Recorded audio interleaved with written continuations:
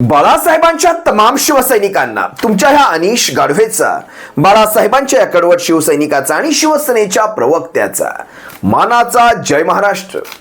शिवसैनिकांनो, आजच्या व्हिडिओला सुरुवात करण्यापूर्वी तुम्हा सर्वांना एक कळकळीची विनंती. जर अजूनही तुम्ही शिवसेना एक वादळ हे तुमच्या हक्काचं माध्यम सबस्क्राइब केलं नसाल, शिवसैनिकांनी शिवसैनिकांसाठी स्थापन केलेलं हे माध्यम जर तुम्ही अजूनही सबस्क्राइब केलं नसाल तर तुम्ही सर्वांनी त्याला ताबडतोब सबस्क्राइब करा, जेणेकरून शिवसेनेच्या अनुषंगाने असलेली सारी माहिती, सारे व्हिडिओ, साऱ्या बातम्या मला तुम्हा सर्वांपर्यंत रोज पोहोचविता येतील. यासाठी तुम्हा सर्वांना विनंती करतो आणि माझ्या विनंतीचा मान तुम्ही नक्कीच ठेवाल याचीही देखील अपेक्षा ठेवतो. आज जो विषय घेऊन मी तुम्हाला सर्वांसमोर येतोय शिवसैनिकांनो, अतिशय वेगळा आहे. जरी छत्रपती शिवरायांचा विषय असला तरी त्या मागचे विचार मात्र आज वेगळे आहेत.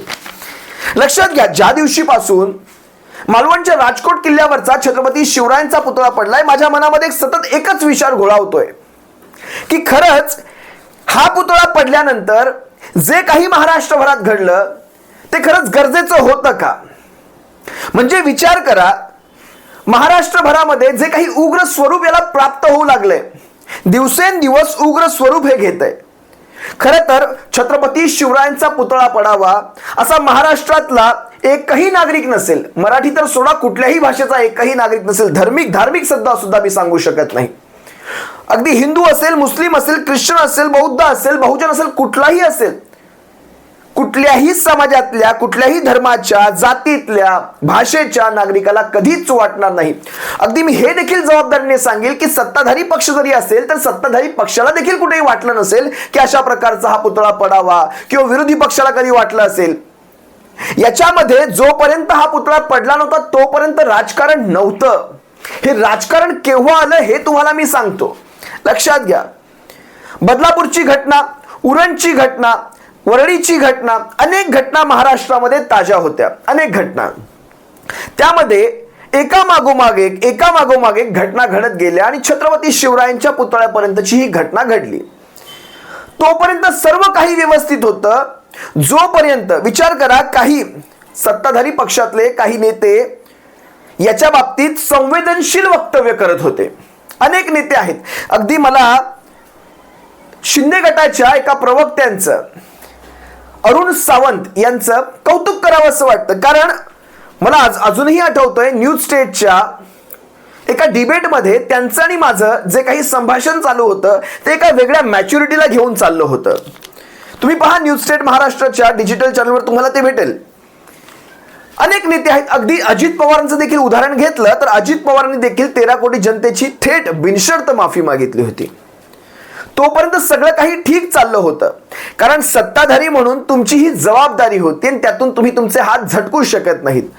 पण झालं कसं, ज्या दिवशीपासून राणे कंपनीचा यामध्ये समावेश झाला आणि सगळ्यात पहिलं स्टेटमेंट मुख्यमंत्र्यांकडनं आलं, 45 किलोमीटर ताशीचे वारे, इथून खऱ्या अर्थाने राजकारणाला सुरुवात झाली.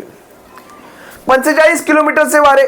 आता तुम्ही पाहिलं असाल, कोकणाने अनेक चक्रीवादळ सहन केलेले आहेत. अगदी ते आता तोक्ते चक्रीवादळ वगैरे, त्यात देखील मालवणातला असो, कोकणातला असो, कुठलाही पुतळा पडलेला नाही. मग ह्याच बाबतीत हे 45 किलोमीटरचे वारे नेमकं असं काय करून गेले की हा पुतळा पडला? तर एक गोष्ट लक्षात घ्या, आपण माना किंवा मानू नका, छत्रपती शिवरायांचा पुतळा हा कुठल्याही हवेने, हा कुठल्याही भूकंपाने किंवा इतर कुठल्याही नैसर्गिक आपत्तीने पडलेला नाही. हे तुम्हालाही चांगलं माहिती आहे सत्ताधारी पक्षांनो. जी गोष्ट आपल्याला कळते की इथे चूक झालेली आहे, त्या चुकीचं प्रायश्चित्त घ्यायला पाहिजे होतं, ती चूक कबूल करायला पाहिजे होती, उभ्या महाराष्ट्राच्या जनतेसमोर सांगायला पाहिजे होतं, होय आमच्यामुळे किंवा आमच्या निकृष्ट दर्जाच्या कामामुळे ही चूक झालेली आहे, आम्ही तेवढा वेळ दिलेला नाही, आम्ही त्या कलाकाराला, जो कोणी कलाकार असेल, आणि मुळात तो कलाकार कोण म्हटलं मला नाही माहिती, 24 वर्षाचा, हा 39 वर्षाचा निघालेला आहे. हा कलाकार जो आहे ना, आपटे नावाचा, हा 24 वगैरे वर्षाचा नाहीये बरं का, हा 39 वर्षाचा कलाकार आहे. असो, ह्या कलाकाराला पुरेसा वेळ दिला नाही, किंवा जे काही आम्ही घाईमध्ये, आम्हाला 4 डिसेंबरची ती वेळ साधायची होती, त्यामुळे आम्ही अगदी 40-50 दिवसामध्ये त्याचं टार्गेट ठेवलं. अगदी बांधकाम देखील निकृष्ट दर्जाचं झालं होतं. फक्त पुतळा किंवा पुतळ्याचा चौथरा नाही तर त्याचं बांधकाम देखील निकृष्ट दर्जाचं होतं. ह्या सगळ्या गोष्टी आपण मान्य करायला हव्या होत्या, हे फॅक्ट एक्सेप्ट करायला हवे होते. अगदी विरोधी पक्षालाही समोर समोर घेऊन विश्वासात घेऊन तुम्ही हे सांगायला पाहिजे, जे झालं ते झालं, आमच्याकडनं ही चूक घडली, हा अक्षम्य अपराध आमच्याकडनं घडलेला आहे, पण यामागे आमची कुठलीही तशी मनीषा नव्हती. आम्ही याच्यामध्ये प्रायश्चित्त घेऊन जितक्या लवकर आणि चांगल्या पद्धतीचा छत्रपती शिवरायांचा, उभ्या महाराष्ट्राचा आराध्यदेव असलेल्या छत्रपती शिवरायांचा पुतळा पुन्हा एकदा थाटामाटात उभारू आणि यात सर्वांचा समावेश करून घेऊ, सर्वांचा. कारण मागच्या वेळेस तुम्हाला आठवायला हवं, ज्यावेळेस या पुतळ्याचं उद्घाटन झालं होतं त्यावेळेस हा जो नेव्ही डे वगैरे तर नावाला होतं, पण या सर्वांमध्ये भारतीय जनता पक्षाची कुठेतरी मार्केटिंग केली जात होती. कोकणच्या लोकसभेचा किंवा महाराष्ट्रातल्या शिवराय प्रेमींच्या मनामध्ये साथ घालण्यासाठी याची कुठेतरी मार्केटिंग केली जात होती. आणि त्यावेळेस मात्र जिथे तिथे कमळ कमळ आणि कमळ दिसत होतं. म्हणजे खरं तर उद्घाटनाच्या वेळेस राजकारणाची सुरुवात कुणी केली होती तर भारतीय जनता पक्षाने केली होती. मग जर उद्घाटनात राजकारण होऊ शकतं, मग त्या पडलेल्या पुतळ्याची जबाबदारी देखील भारतीय जनता पक्षाने घ्यायला हवी. खरं तर म्हणजे बदलापुरात राजकारण करायचं नाही, पण विचार करा, बदलापुराच्या वेळेस उरणमध्ये, म्हणजे बदलापुराच्या अलीकडेच उरणमध्ये मुस्लिम आरोपी निघाला म्हणून तिथे लव जिहादचं राजकारण मात्र तुम्ही करायचं. असं सिलेक्टिव्ह अप्रोच ठेवून गोष्टी घडत नसतात. सिलेक्टिव्ह अप्रोच या सगळ्या प्रकाराची तुम्ही बिनशर्त महाराष्ट्राच्या राज्यकर्त्यांनी बिनशर्त माफी मागितली असती. आजही तुम्ही पहा, देवेंद्र फडणवीसांनी माफीचा म देखील उच्चारलेला नाहीये. देवेंद्र फडणवीसांनी महाराष्ट्राच्या जनतेची सोडा छत्रपती शिवरायांची देखील माफी मागितलेली नाहीये. या गोष्टींना कुठेतरी महाराष्ट्राची जनता लक्षात ठेवते आणि इथून या अपरिपक्व राजकारणातून ह्या म्हणजे समजदार भूमिका तर दूरच राहिली, या सगळ्या भूमिकांमुळे खरं तर ह्याचा चोथा झाला आणि आजच्या घडीपर्यंत, आजच्या दिवसापर्यंत, आजच्या जोडे मारो आंदोलनापर्यंत हे छत्रपती शिवरायांच्या पुतळ्याचं आंदोलन येऊन ठेपलेलं आहे. मारले जोडे आज, मी स्वतः तिथे होतो, मारले जोडे आज. कारण छत्रपती शिवरायांचा अपमान करून वर तुमची वरची बोलणी, म्हणजे केसरकरांसारखा ह्यांचा मंत्री म्हणतो हा शुभ संकेत असावा, काहीतरी चांगलं घडणार असेल. नारायण राणेंसारखी बिलंदर व्यक्तिमत्व तिथे येऊन राडे घालतात. खरं तर ही कोकणची संस्कृती नाही, राड्याची ही कोकणची संस्कृती नाही. पण नारायण राणेच का बाहेर आले या गोष्टी लक्षात घ्या. नारायण राणे यासाठी बाहेर आले कारण या सगळ्याचा सगळ्यात जास्त फटका म्हणण्यापेक्षा या सगळ्यात जास्त जबाबदार जर कोणी असेल तर ही राणे फॅमिली आहे. राणे फॅमिली. याचं कारण सांगतो, त्या बांधकामाचं जे कॉन्ट्रॅक्ट वगैरे कोणाला मिळालेलं आहे, मी अनेक गोष्टी पुराव्यासह तुमच्या सर्वांसमोर उघड करेलच, फारच लवकर उघड करेल. पण या सगळ्यामध्ये ह्यांचे स्वीय सहाय्यक देखील आहेत. यांच्या कंपन्यांना हे बांधकामाची निकृष्ट दर्जाचं, तुम्ही त्याविषयी पाहिलं असेल आंदोलनाच्या दरम्यान शिवसैनिकांचे किंवा हे राणे समर्थकांचे धक्के लागताना देखील त्या बुरुजाचे ते चिरे पडत होते खाली. म्हणजे धक्का लागून जर चिरे पडत असतील तर हे बांधकाम किती मजबूत असेल. छत्रपती शिवरायांच्या किल्ल्यांनी अजस्त्र असे तोफेंचे गोळे झेललेले आहेत त्या बुरुजांनी. इथे माणसाच्या धक्क्याने ह्याचे चिरे पडतात खाली. हे किती तकलादू दर्जाचं काम असेल. मी याचा खर्च देखील तुमच्या सर्वांसमोर सांगतो.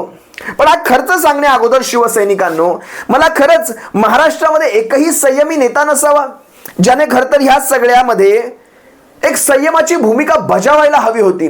अगदी गडकरींचं सुद्धा एकही विधान याच्यावर आलेलं नाहीये. गडकरींचं सुद्धा की या सगळ्यावर कुठेतरी एक पडदा टाकावा. किंवा तुम्ही पहा, छत्रपती उदयनराजे भोसले आज म्हणतायत की या सगळ्यामध्ये राजकारण करू नये. शिवेंद्रराजेंचं कुठलंही विधान नाही. एकही आता आडात असेल तर पोहऱ्यात येणार.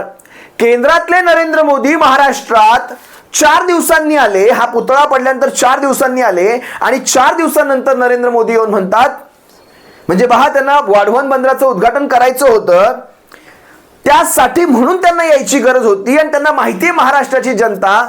पण खरं तर मला आज तिथे देखील मला एक स्टार मार्क मारावा लागेल. महाराष्ट्राची जनता ह्यांना विरोध करेल वगैरे अशा प्रकारचं हे वक्तव्य माझ्या तोंडून येणार होतं. कुठे विरोध झाला? आज तिथे जमलेले जे हजारो लोक होते पालघर मधले, मला कळत नाही हे कोण होते. छत्रपती शिवरायांचा अपमान झालाय, ज्याच्या हातून त्या पुतळ्याचं उद्घाटन झालंय, तो तिथे मिजासीने येऊन उभा राहिलेला आहे आणि मिजासीमध्ये माफी मागतोय. मिजासीमध्ये हा शब्द तुम्ही कोट करा, या शब्दाला अंडरलाईन करा. मिजासीमध्ये माफी म्हणजे जणू काही महाराष्ट्राच्या महाराजांच्या पुतळ्याच्या अपमानाप्रकरणी मी तुमची माफी मागतोय, चला मागून टाकली माफी. चला मागतो माफी. लक्षात घ्या मला काय सुचवायचंय. ही जी माफी होती ही 4 दिवसांनी मागितली गेली. पहिला, दुसरा, तिसरा, चौथा दिवस हे वाट पाहत होते की पालघरमध्ये जाईल तेव्हाच माफी मागेल. एखादा ट्विट करू शकले असते, एखादी प्रेस नोट देऊ शकले असते, पीएमओ ऑफिस कडनं एखादा तसं काही सर्क्युलर आला असतं की अशा प्रकारची माफी मागितली गेलेली आहे. काही नाही. म्हणजे जर तुमचे हे नेते एवढ्या मिजासीमध्ये बोलू शकतात, हे काय म्हणाले माहिती, त्यांच्या आवाजात देखील मला घमेंड पाहायला मिळाली. तुम्हाला खरं तर हा व्हिडिओ एकदा पुन्हा पहा, कशा प्रकारे घमेंडी आवाज होता. आणि काय म्हणतो हा माणूस की मी छत्रपती शिवरायांच्या चरणामध्ये जाऊन माफी मागतो. अरे चरणामध्ये माफी मागतो हे बोलत असताना देखील तुमचा स्वर नरम असायला हवा होता. स्वर, माफी मागतानाचा स्वर तुमचा नरम असायला हवा होता. तो स्वर देखील तुमचा चढलेला होता आणि त्याच्या पुढे तुम्हाला सावरकरांचा विषय काढायचा होता, कारण ही माफी बिनशर्त नव्हती तर सशर्त होती. बघा माझं पटतंय का? हा व्हिडिओ पहा ना, तुम्हाला कळेल मी नेमकं काय सांगतोय. मेरे आराध्य देव छत्रपति शिवाजी महाराज की उनके चरणों में मस्तक रख के माफी मांगता हूं.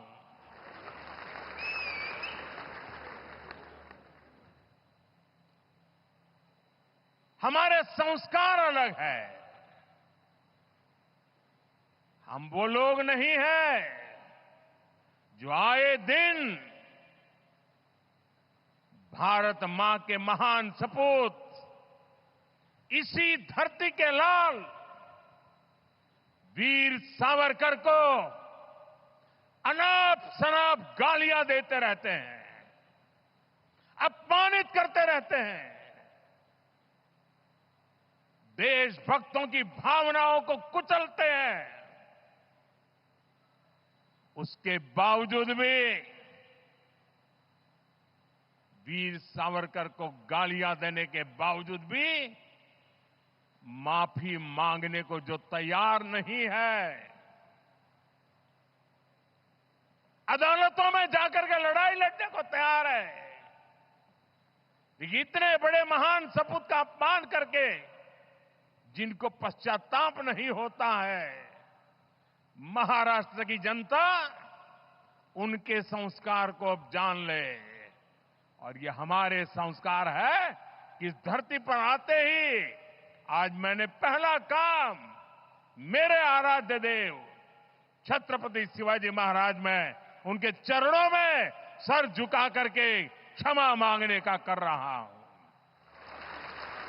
और इतना ही नहीं, जो लोग छत्रपति शिवाजी महाराज को अपने आराध्य देव मानते हैं, उनके दिल को जो गहरी चोट पहुंची है, मैं ऐसे आराध्य देव की पूजा करने वालों को भी उनकी भी सर झुका करके क्षमा मांगता हूं.